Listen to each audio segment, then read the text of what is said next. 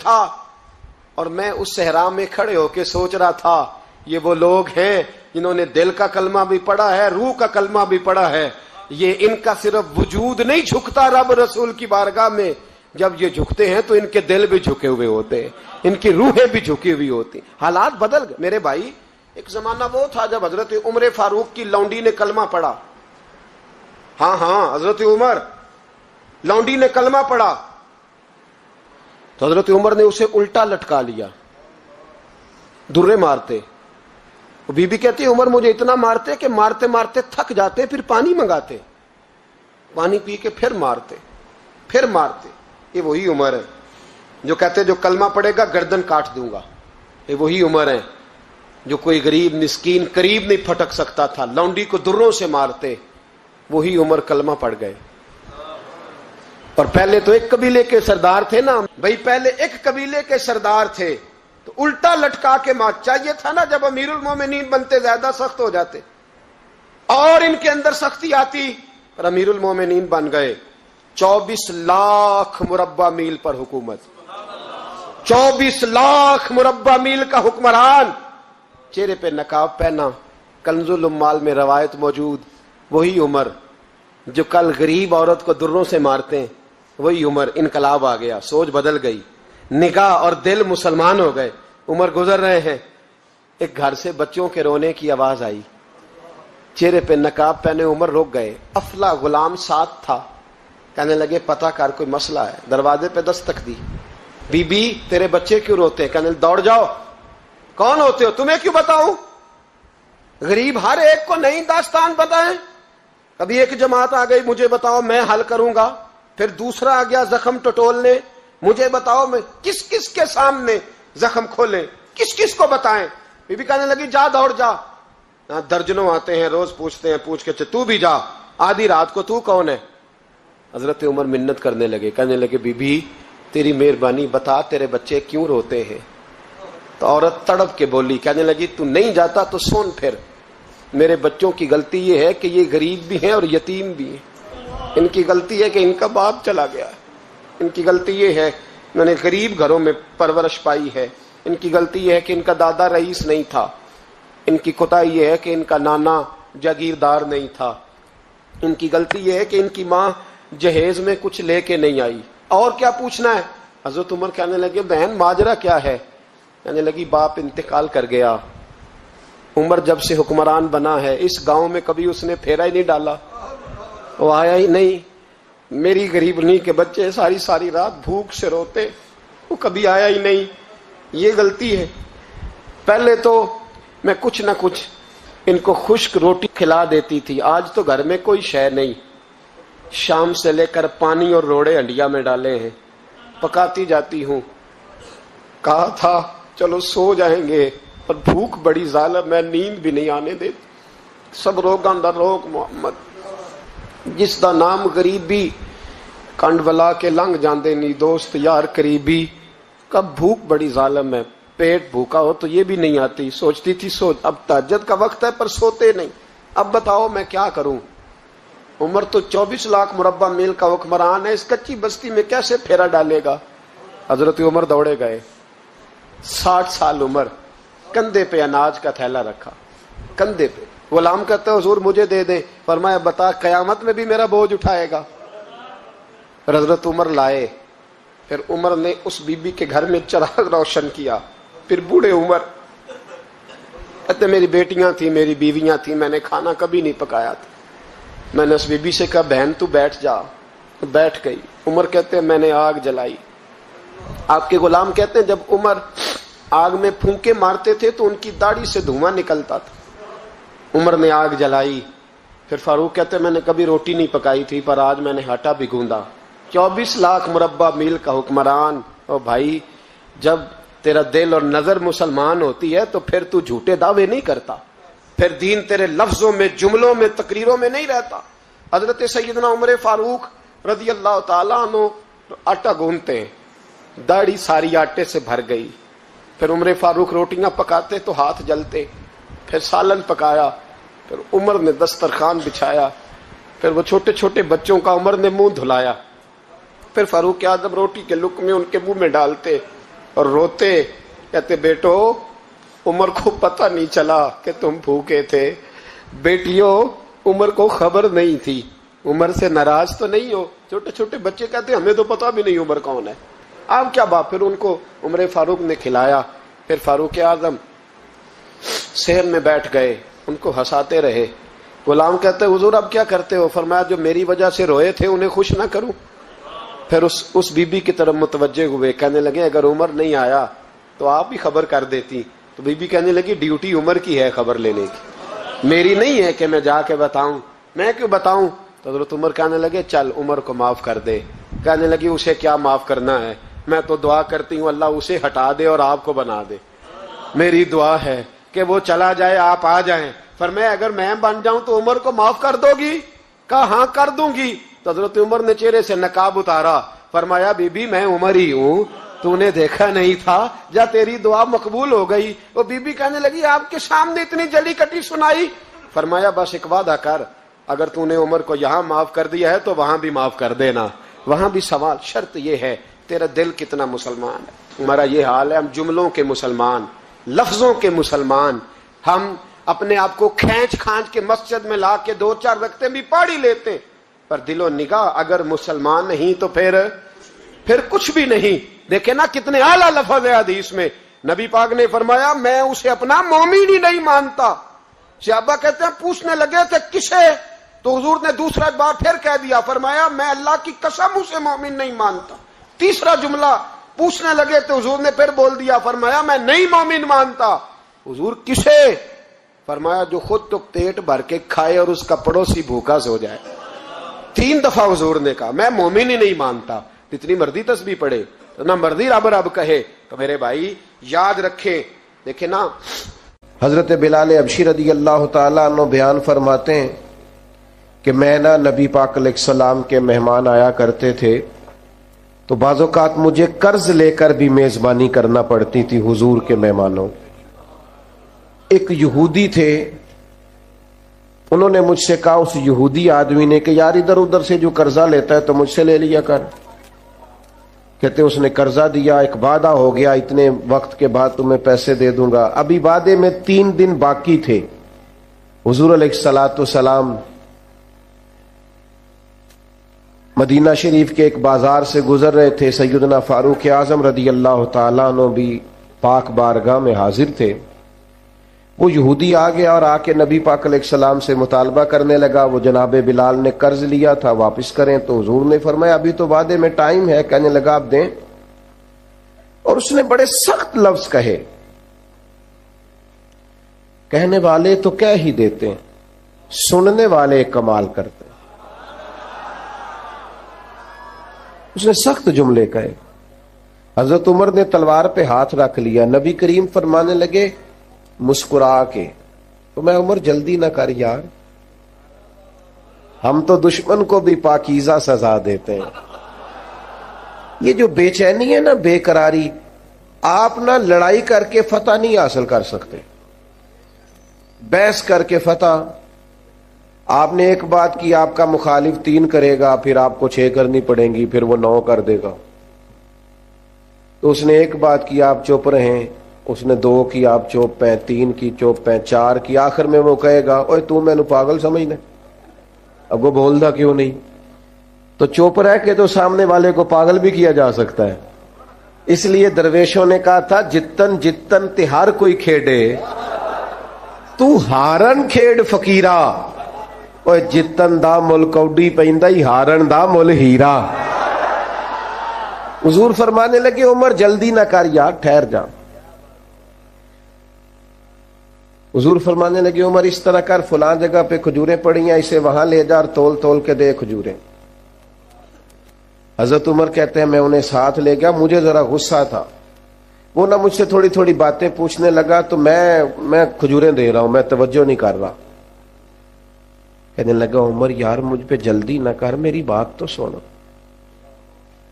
میں نے کہا بولے؟ کہنے لگا میں عام آدمی نہیں ہوں، تورات کا عالم ہوں، پڑھا لکھا ہوں، آسمانی کتابیں جانتا ہوں۔ عمر کہتے میں نے آنکھ کھولی، میں نے کیا مطلب؟ کہنے لگا میں نے جان بوجھ کے قرضہ دیا تھا اور وقت سے پہلے جان بوجھ کر میں نے مطالبہ کیا، سخت بات بھی جان بوجھ کے کی ہے۔ میں نے کہا وہ کیوں؟ کہنے لگا میں نے اللہ کے آخری نبی علیہ السلام کی جتنی صفات تورات میں پڑھی تھی وہ ساری نبی پاک میں پائی جاتی تھی کہ جیسے جیسے کوئی جہالت کرتا جائے گا ویسے ویسے نبی پاک کا علم بڑھتا جائے گا، حوصلہ بڑھتا جائے گا، سرکار درگزر کرتے جائیں گے۔ عمر ساری شانیں دیکھ لی تھی، یہ برداشت والی شان بھی دیکھ لی ہے۔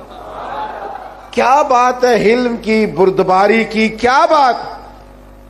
حضرت عمر سے وہ کہنے لگے اب اس طرح کریں مجھے ساتھ لے جائیں، نبی پاک سے معافی بھی لے کے دے دیں اور حضور کا کلمہ بھی پڑھوا دیں۔ کہ ایک اونٹ زخمی ہو گیا، کسی نے اسے زخمی کر دیا۔ تاریخ الخلفاء میں امام جلال الدین سیوطی علیہ رحمہ نے لکھا ہے اونٹ زخمی ہو گیا، اونٹ کی نا گردن پر نشان لگ گیا زخم کا۔ اس زمانے میں طریقہ تھا کہ کپڑا جلا کے نا زخم پہ لگایا جاتا تھا۔ حضرت عمر فاروق رضی اللہ تعالیٰ عنہ نا اب 60 سال عمر ہے، بوڑھے آدمی ہے، جسمانی طور پر بھی کمزوری آ جاتی ہے عمر کے حساب سے۔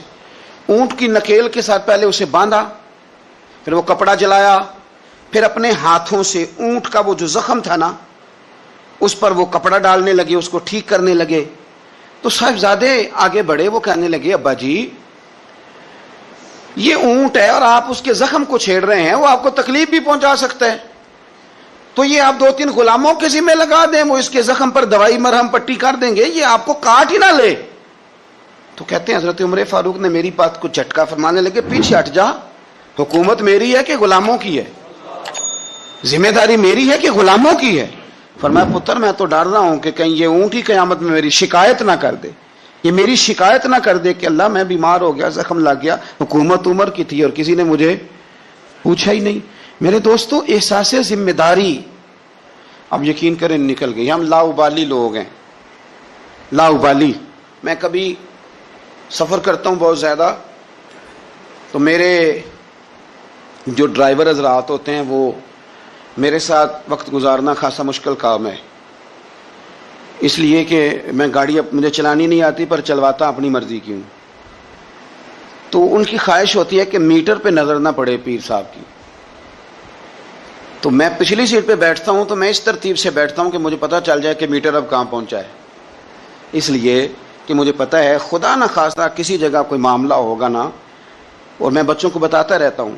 ایک دفعہ ایک آدمی غلط کراس کر گیا اور بڑی مشکل سے بچے نے بریک لگائی، بچہ کہنے لگا اس کے قریب جا کے نا تو میں نے بھی اس کو اسی طرح سزا دینی ہے۔ تو میں نے کہا پتر تو بات کو سمجھ، اسے کوئی بھی کچھ نہیں کہے گا اور ہمیں لوگ کہیں گے تسی تے سیانے بیانے ہونا۔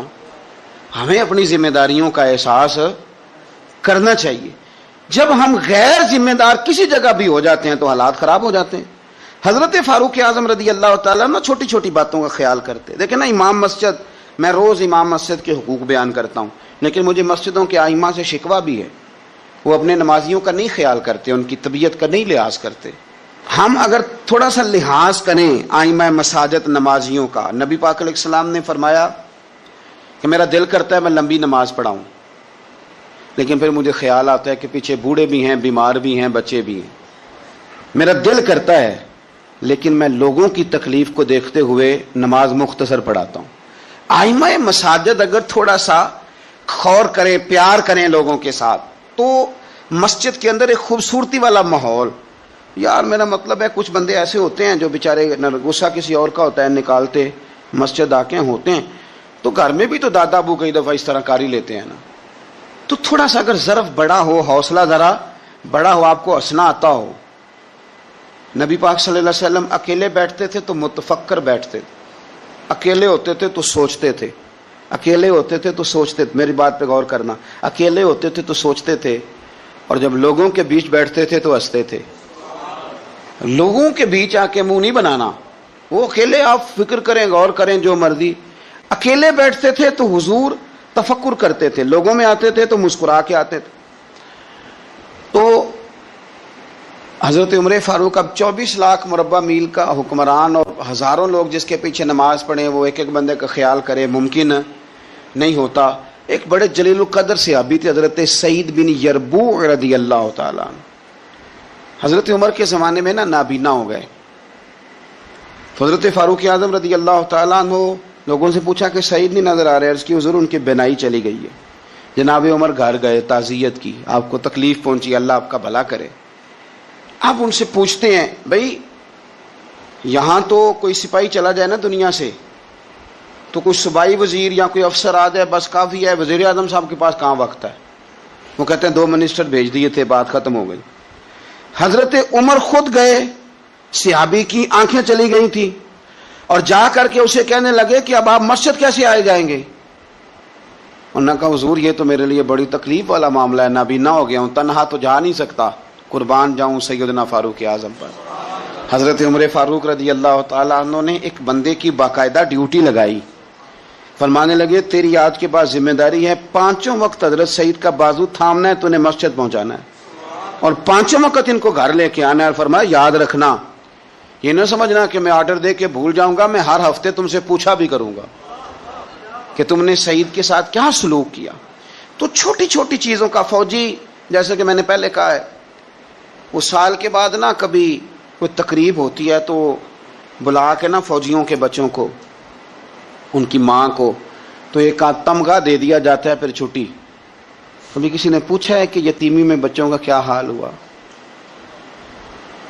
کبھی کسی نے پوچھا ہے کہ پھر پیچھے کیا حالات ہیں؟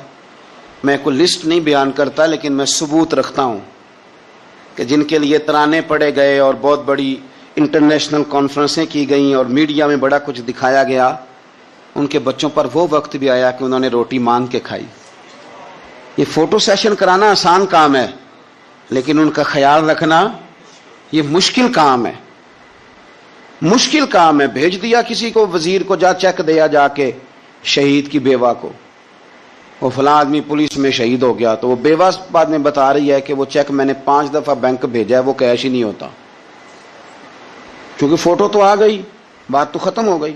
اور آپ کے ملک میں اس طرح بھی ہوا کہ ایک شہید کے لیے سیمینار ہوا, بہت بڑا تمغہ دیا گیا, اس کی والدہ کو بلایا گیا, اور جب تک تو کیمرے چل رہے تھے تو تب تک تو اس کو بڑا اعزاز تھا, ترانہ بھی باج رہا تھا, بندے آنسو بھی بہا رہے تھے. اور جب ختم ہو گیا سارا کچھ تو پھر اس کی ماں کو نا ایک کونے میں زمین پہ بٹھا کے, وہ ویڈیو آ گئی اس کی, وہ زمین پہ بٹھا کے نا دور اس کی ماں کو, جس کا بیٹا ملت پر, قوم پر, مذہب پر قربان ہوا, اس کو زمین پہ بٹھا کے, تو اس کے ہاتھ میں روٹی پکڑائی گئی اور چھوٹے سے ایک برتن میں سالن ڈال کے اس کے آگے رکھا گیا. تو وہ دیہاتی عورت, سب لوگ موج سے کھانا کھا رہے ہیں, جو مہمان خصوصی ہیں روٹی کھا رہے ہیں, جو تمغے دینے آئے, اور جو لینے آئی ہیں اس کو وہاں بٹھا دیا. پھر وہ کسی نے ویڈیو بنا کے جب نیٹ پہ ڈال دی تو پھر کہا گیا کہ ہم نے نوٹس لے لیا ہے.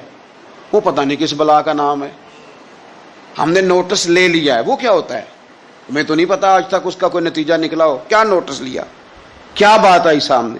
کچھ بھی نہیں. وہ جی پتہ کر رہے ہیں, وہ 2-4 بندوں کی کمیٹی بنا دی ہے, وہ کمیٹی خیال کرے گی. کیا صاحب آپ بات کرتے ہیں؟ آؤ میں آپ کو نبی پاک علیہ وسلم کے اس شاندار غلام کی بات بتاؤں.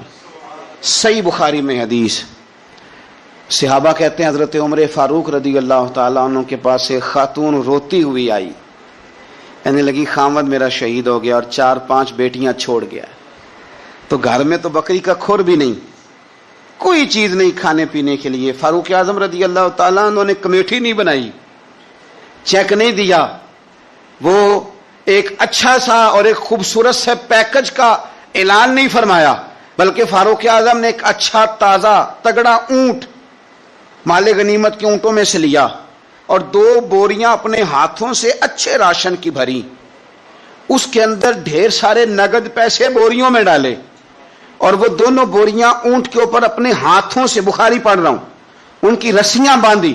پھر اس عورت کے ہاتھ وہ لگام تھمائی اور اسے کہا پتر میں نے تجھے اتنا مال دے دیا ہے کہ جب تک یہ ختم ہوگا نا انشاءاللہ تب تک تیرے حالات بھی اللہ بدل دے گا, تیرے دن بدل جائیں گے جب تک یہ ختم ہوگا. وہ خاتون جانے لگی تو آپ فرمانے لگے بیٹا اونٹ نہیں واپس بھیجنا, یہ بھی تیرا ہی ہے, دے دیا تجھے. اب چلے گئی وہ خاتون. تو صحابہ کہتے ہیں ہم نے پوچھا کہ جناب آپ تو بڑے کفایت شعار ہیں, آپ تو بڑی بانٹ کے چیزیں دیتے ہیں, تو آپ نے اس بچی کو اتنا کچھ دے دیا اور بیک وقت دے دیا اور واقعی بہت زیادہ دے دیا اور نقدی پیسے بھی دے دیے. حضرت عمر فرمانے لگے تم نہیں نہ جانتے، میں جانتا ہوں، یہ میرے نبی پاک کے صحابی حضرت خفاف بن ایمار رضی اللہ تعالیٰ عنہ کی صاحبزادی ہے، اور میں نے حدیبیہ کے مقام کے اس کے باپ کو حضور کی خدمت کرتے دیکھا ہے، میں نے انہیں جنگیں لڑتے دیکھا ہے، اس کے باپ کو، اس کے بھائی کو۔ فرمایا وہ تو بچی آئی ہے تو میں تمہیں کیا بتاؤں، مجھے تو تکلیف شروع ہو گئی ہے کہ اسے آنا کیوں پڑا ہے، خود آگے بڑھ کے میں کیوں خدمت نہیں کر سکا، اسے آنا کیوں پڑا۔ عزیز دوستو یاد رکھنا، اصلہ نال جے نیکی کریے تے نسلاں تاک، کچھ لوگ ایسے ہوتے ہیں جنہیں قدر ہوتی ہے، وہ قربان کر دیتے ہیں عرش ہے، لیکن اصولوں پر کبھی سمجھوتا نہیں کرتے۔ حضرت سیدنا فاروق اعظم رضی اللہ تعالیٰ عنہ نے اتنا نوازا اس بچے، اور پھر اثار کر کے نوازتے تھے۔ ہمارا یہ مزاج بن گیا کہ جو شے بھی آئے پہلے میرے گھر آئے، اور لوگ کئی دفعہ گھر بچاتے بچاتے سارا کچھ ضائع کر بیٹھتے، ہر شے، ہر چیز، حتیٰ کہ معاذ اللہ دین ایمان بھی، دعائیں بھی، پیسہ بچ جائے، گھر بچ جائے، باقی جو شے جاتی ہے وہ جائے۔ لیکن سیدنا فاروق اعظم کا رنگ بڑا انوکھا ہے، انداز بڑا نرالا ہے۔ ایک جگہ سے نا چادریں آئیں بہت ساری، میرا خیال ہے کہ جو بہترین چیز ہوتی ہے نا وہ لوگ پہلے گھر رکھ لیتے ہیں۔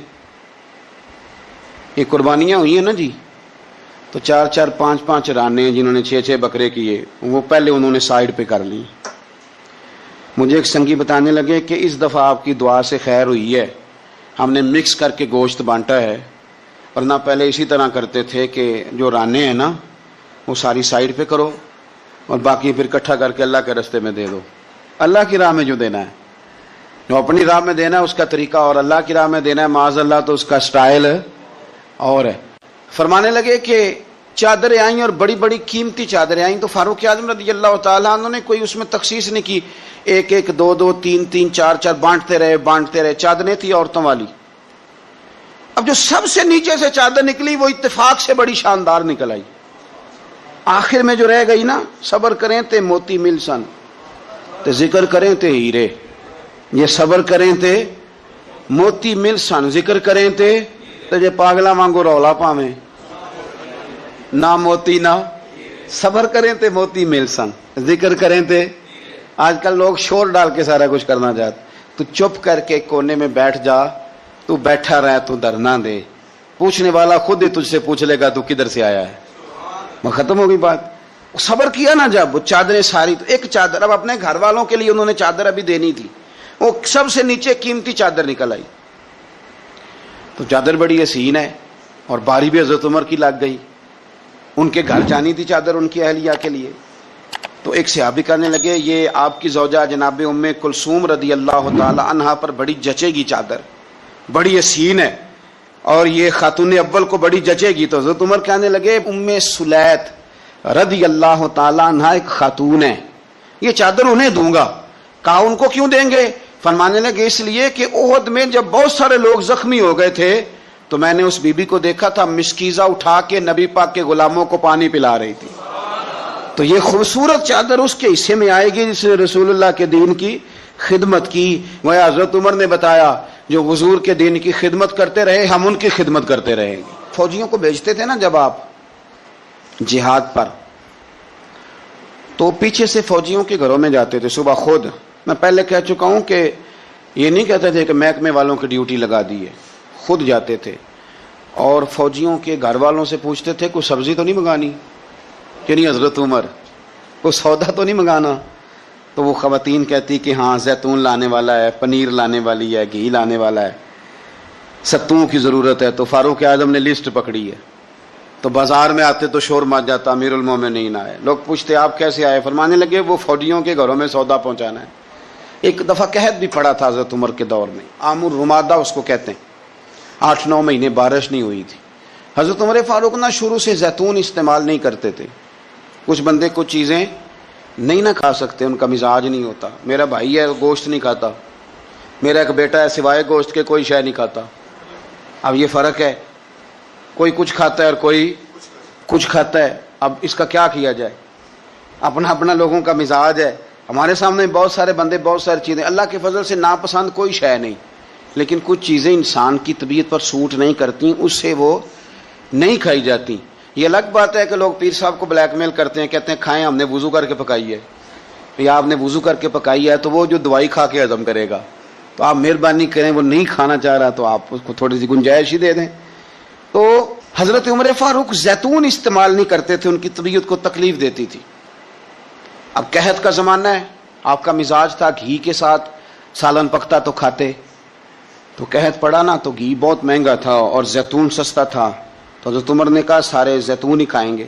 گھر آ کے اپنی بیوی سے کہا کہ آج کے بعد ہنڈیا زیتون میں پکے گی. حالانکہ اس زمانے میں زیتون بہت سستا ہے. تو اہلیہ کہنے لگی بچے تو کھا لیں گے تو آپ کا کیا بنے گا؟ فرمایا میرا بھی کچھ نہیں بنے گا, میں بھی کھاؤں گا. اب ایک آدمی نے ایک چیز کبھی نہیں کھائی, پھر وہ روز کھانی پڑے. 4-5 دن بیت گئے تو پیٹ سے گڑ گڑ کی آوازیں آنے لگیں, اس نے پیٹ خراب کر دیا. تو حضرت عمر امیر المومنین اپنے پیٹ سے باتیں کر رہے ہیں, فرمانے لگے جتنا مرضی شور کر. اپنے پیٹ سے کہتے ہیں شور جتنا مرضی کر, گھی تجھے اسی دن ملے گا جس دن میرے نبی کی ساری امت گھی کھانے لگ جائے گی. کر شور جتنا مرضی تو نے کرنا ہے, یہ اسی دن ملے گا جس دن حالات نارمل ہو جائیں. ابھی کہتا ہے ابھی تجھے گھی مل سکتا, حالات نارمل ہوں گے تو ملے گا, کر شور جتنا تو نے کرنا. میرے بھائی یہاں تو لاک ڈاؤن ہوا, حالات بدلے, بڑی لوگوں کو پریشانی ہوئی.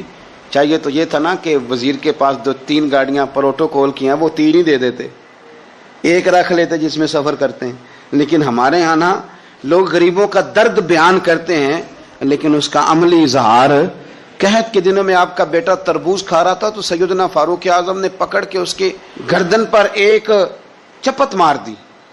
فرمانے لگے تو کتنا عجیب آدمی ہے کہ لوگ قحط میں پڑے ہوئے ہیں, تو تربوز کھا رہا, خبردار جب تک سب لوگوں کو چیزیں نہیں مل جاتی اتنی دیر تک تمہیں یہ کھانے کی اجازت نہیں ہے. اور پھر حضرت عمر رضی اللہ تعالیٰ عنہ کے زمانے میں اس قحط کے دور میں بارش نہیں ہوتی. حضرت بلال بن حارث المزنی, یہ صحابی ہیں, مصنف ابن ابی شیبہ میں موجود ہے.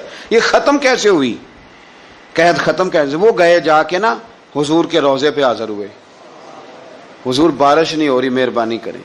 کہتے میں وہیں سو گیا, مجھے حضور خواب میں ملے اور فرمایا عمر کو میرا سلام کہنا اور اسے کہنا تو فکر نہ کر, رب بارش عطا کرے گا.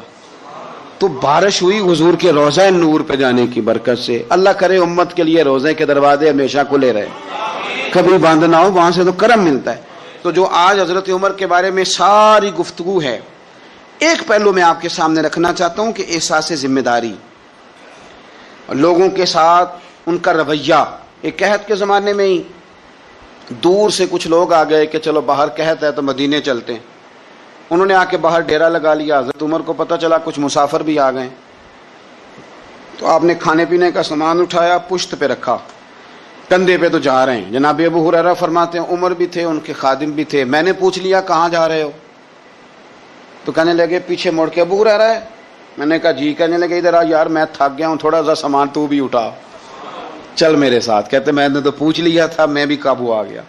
وہ سامان اٹھایا, جہاں قافلہ ٹھہرا تھا وہاں گئے, اور جا کر کے نا حضرت عمر نے مجھے کہا لاؤ لکڑیاں. کہتے ہم لکڑیاں اکٹھی کر کے لائے تو عمر نے خود آگ جلائی. پھر فاروق اعظم نے خود کھانا پکایا اور فرمایا جب وہ مہمان روٹی کھا رہے تھے تو عمر رو رہے تھے.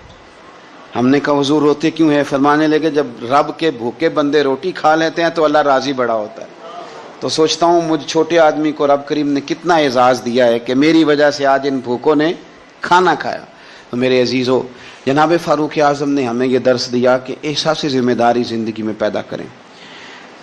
ہم نے بہت سارے کام اس لیے خراب کیے کہ ہم سست ہو گئے, ہم نے وہ ذمہ داری کسی اور کی لگا دی. ہم نے ساری زندگی پروٹوکول تلاش کیا, عزت تلاش کی. ہم نے لوگوں کو شیشے میں اتارنے کا طریقہ سیکھا, اس نے بے سکونی بھی پیدا کی معاشرے کے اندر, ہمیں بھی تکلیف میں رکھا, دوسروں کو بھی تکلیف میں رکھا. اگر مخدوم بنو گے, خدمت کرانے کا مزاج بناؤ گے تو ساری زندگی تکلیف میں رہو گے, اور اگر خادم بن جاؤ گے تو پھر تو ذہن بن جائے گا کہ میں نے کھلاتے ہی رہنا ہے. حضرت عمر فاروق نے بتایا لوگوں کو کہ قوم کا سربراہ قوم کا خادم ہوتا ہے. انہیں خدمت کر کے لوگوں کو بتایا کہ اس طرح کر کے اگر اپنی زندگی کو ترتیب دو گے نا پھر تمہارے لیے جینا آسان ہو جائے گا. اور کسی بڑے آدمی کا طریقہ بھی یہی ہوتا ہے کہ وہ اس طرح کے طریقے اپنائے کہ ذوق بڑھے. حضرت عمر کو لوگ کام کرتے ہوئے دیکھتے تھے تو ان کا ذوق بڑھتا تھا, ان کا بھی دل کرتا تھا. وہ کہا تھا نا اقبال نے وہی ہے تیرے زمانے کا امام برحق جو تجھے حاضر و موجود سے بیزار کرے اور موت کی شکل میں دکھلا کے تجھے جلوہ یار زندگی تیرے لیے اور بھی دشوار کرے۔ نبی پاک صلی اللہ تعالی علیہ وسلم نے ارشاد فرمایا کہ جو میرے اہل بیت کے ساتھ اچھا سلوک کرے گا میں خود قیامت کے دن اسے صلہ عطا کروں گا۔ یہ حدیث مولا علی شیر خدا سے روایت ہے، اور جو اگلی حدیث اعلیٰ حضرت نے لکھی ہے تاریخ بغداد کے حوالے سے، اس حدیث کے راوی امیر المومنین حضرت عثمان غنی رضی اللہ تعالی۔ حضرت عثمان غنی راوی ہیں، اور ذرا جملے دیکھیے نبی پاک صلی اللہ علیہ وسلم نے کیا فرمایا۔ یہاں اہل بیت کے لفظ نہیں، پچھلی حدیث میں اہل بیت کا لفظ تھے، یہاں اہل بیت کے لفظ نہیں۔ اللہ کے محبوب صلی اللہ تعالی علیہ وسلم فرمانے لگے جو شخص بھی عبد المطلب کی اولاد کے ساتھ دنیا میں کوئی نیکی کرے، میرے دادا کی اولاد کے ساتھ، فرمایا جو بھی عبد المطلب کی اولاد کے ساتھ دنیا میں کوئی نیکی کرے۔ اور یار سننا، کبھی اس طرح بھی ہوتا ہے، کبھی اس طرح بھی کہ بیٹی غریب ہو، میں مثال دے کے بات سمجھانے لگا ہوں، یا بچے کسی جگہ بھی وہ تعلیم حاصل کر رہے ہوں تو باپ جاتا نہیں کنٹین پہ جا کے کہہ دیتا ہے کہ میرے بچے جو مانگے دے دینا، مہینے کے بعد بل بنے گا تو میں ادا کر دوں گا، جو مانگے دے دینا۔ ٹیچر سے کہتا ہے بچے کو چیزیں دے دینا، پیسے میں دے دوں گا، میرے جو بچے ہوئے۔ دیکھو حسن، دیکھو میرے رسول پاک علیہ السلام نے جو بیان کیا۔ اللہ کے محبوب صلی اللہ علیہ وسلم فرمانے لگے جس نے عبد المطلب کی اولاد کے ساتھ دنیا میں کوئی نیکی کی، فرمایا اس کا صلہ مجھ پر لازم ہے، اور صلہ میں اسے تب دوں گا جب قیامت میں میری اور اس کی ملاقات ہوگی۔ جب قیامت میں میری اس سے ملاقات ہوگی تو میں خود اسے صلہ دوں گا، میں خود اسے صلہ دوں گا، میں صلہ دوں گا۔ قربان جائیں اعلیٰ حضرت بریلوی پر۔ اعلیٰ حضرت فرمانے لگے جو حضور نے دینا ہے وہ تو دینا ہی ہے، اور پتہ نہیں کیا کچھ دینا ہے۔ فرمانے لگے اتنا تھوڑا ہے کہ حضور نے فرمایا جو عبد المطلب کی اولاد سے نیکی کرے وہ قیامت میں مجھ سے ملے گا۔ تو یہ بہت بڑا صلہ نہیں کہ جو حضور کی اولاد سے پیار کرے وہ قیامت میں حضور سے ملے گا۔ جان دے دی وعدہ ہے دیدار پر، تو وعدہ کریں دیدار کا، جان دینے کو تیار ہیں۔ فرمایا جو عبد المطلب کی اولاد سے نیکی کرے مجھ پر لازم ہے صلہ دینا جب وہ مجھ سے ملے گا۔ اور یارو کھل کے پیار کرو میرے محبوب کی اولاد، سیدہ پاک سے، شیر خدا سے، امہات المومنین سے، حضور کی شہزادیوں سے، نبی پاک کے حسن سے، حضور کے حسین سے۔ یار تو بات سمجھنا، کسی کو چنبیلی کا پھول پسند ہے، کسی کو گلاب کا پھول پسند ہے، مدینے والے رسول فرمانے لگے یہ حسن اور حسین میرے پھول ہیں، یہ میرے پھول ہیں، پھول حضور سونگا کرتے۔ اعلیٰ حضرت فرماتے ہیں کیا بات رضا اس چمنستان کرم کی، زہرا ہے کلی جس میں حسن اور حسین پھول، زہرا ہے کلی جس میں حسن اور حسین۔ بس کسی نے سادی بات کہی، پریشان دار کہہ دی، اس نے کہا عظمت آل نبی بھول نہ جانا لوگو، اور دیکھنا غیر کی باتوں میں نہ آنا لوگو۔ یہ چھلکے آپ کی طبیعت بتائے کہ آپ کو حضور کی اولاد سے بڑا ہی پیار ہے، آپ کو نبی پاک کے خاندان سے بڑا ہی پیار ہے۔ تو باہر کیا یہ بات میں نے شروع میں اس لیے کر دی کہ ذرا نہ کھل کے پیار کرنا ہے حضور کی اولاد، اور یاد رکھیں حضور کی اولاد سے پیار کر ہی ہو سکتا ہے جس کے سینے میں ابو بکر صدیق بھی رہتے ہوں۔ ہمیں تو حضور کی اولاد کا ادب بتایا ہی فاروق اعظم نے، یہ سبق پڑھایا ہی عثمان غنی نے۔ وہ بڑے نا سخت مزاج، اصولوں پر پابند آدمی تھے حضرت عمر بن عبدالعزیز۔ خاندان کے ایک دو لوگ ایک دو دفعہ سفارش کرانے آئے کسی بات کے لیے حضرت عمر بن عبدالعزیز سے، تو آپ نے نا عملے کے لوگوں سے کہا آج کے بعد میرے خاندان کا کوئی بندہ ہے تو اندر نہ آنے دینا، یہاں کوئی اقربا پروری نہیں چلے گی، خبردار کوئی قریب نہ آئے۔ لیکن ایک دن نا امام حسن کی اولاد میں سے ایک شہزادے آ گئے، تو جناب عمر بن عبدالعزیز کو پتہ چلا امام حسن کی اولاد ہے۔ میں آپ کو قسم اٹھا کے کہتا ہوں، قسم میں نے کبھی نہیں اٹھائی، قسم اٹھا کے کہتا ہوں کہ میرے مرشد کا پوتا کبھی ملے تو میں پیر چومنے کو تیار ہوں، اور میری شرط بھی کوئی نہیں کہ وہ عالم فاضل ہو کیا ہو، اصلہ نال جو نیکی کریے وہ نسلاں تاک نہیں بھول دے۔ جن لوگوں نے کرم ہمارے اوپر کر دیا پھر ہم ان کی قرآن نے نہیں کہا وکانا ابوہما صالحا، موسیٰ کہتے ہیں میں اس لیے دیوار سیدھی کر رہا ہوں، بچوں کا خزانہ ہے، اور ان کا باپ نیک آدمی تھا، وہ 7ویں پشت میں نیک تھا، تو اتنی قدر ہو رہی ہے۔ مجھے اپنے کسی استاد کا بچہ فون کر دے تو میں چپ کر جاتا ہوں، میں کہتا ہوں یار بات ٹھیک ہے، اصلہ نال جو نیکی کریے تو نسلاں تاک نہیں بول دے۔ تو امام حسن رضی اللہ تعالیٰ عنہ کی اولاد میں سے ایک شہزادے آ گئے، حضرت عمر میرا خاندان کا بندہ کوئی نہ اندر آئے۔ کسی نے کہا یہ امام حسن کی اولاد ہے۔ تو جناب عمر بن عبدالعزیز نے ممبر چھوڑا، تخت چھوڑا، شہزادے کو تخت پہ بٹھایا، پھر دونوں آنکھوں میں آنسو اور دونوں ہاتھ باندھ دیے، کہنے لگے شہزادے آج کے بعد آپ نے آنا نہیں، کوئی حکم ہو تو رکھا لکھ دیں، اور اگر پھر بھی مجھ سے ملنا ہو تو مجھے حکم کر دے، عمر بن عبدالعزیز چل کے آپ کے پاس حاضر ہو جائے۔ تیری نسل پاک میں ہے بچہ بچہ نور، تو ہے عین نور تیرا سب گھر۔ تو ذرا ہوش سے ذرا تھوڑا سا نا ہماری کیفیت بتائے کہ ہمیں حضور کی اولاد سے بڑا ہی پیار ہے۔ اور ایک بات اور، سید کا بس صحیح العقیدہ ہونا شرط ہے، صحیح العقیدہ ہو، صاحب ایمان ہو۔ باقی آپ بحث نہ کریں کہ نمازیں کتنی پڑھتا ہے، عالم فاضل کتنا ہے۔ بزرگ فرماتے ہیں قرآن کا صفحہ اگر کبھی کیچڑ میں بھی گر جائے نا، اس پہ پیر نہیں رکھا جاتا، اسے پھر بھی دھو کے چوما ہی جاتا ہے، کیونکہ وہ صفحہ قرآن کا ہے۔ فرماتے ہیں تو سید پہ بحث نہ کر کے نیک کتنا ہے اور پرہیزگار کتنا ہے، کرتا کیا ہے، تو اپنے اعمال پہ غور کر اور یہ سمجھ یہ کوئی عام نہیں، یہ خون رسول ہے۔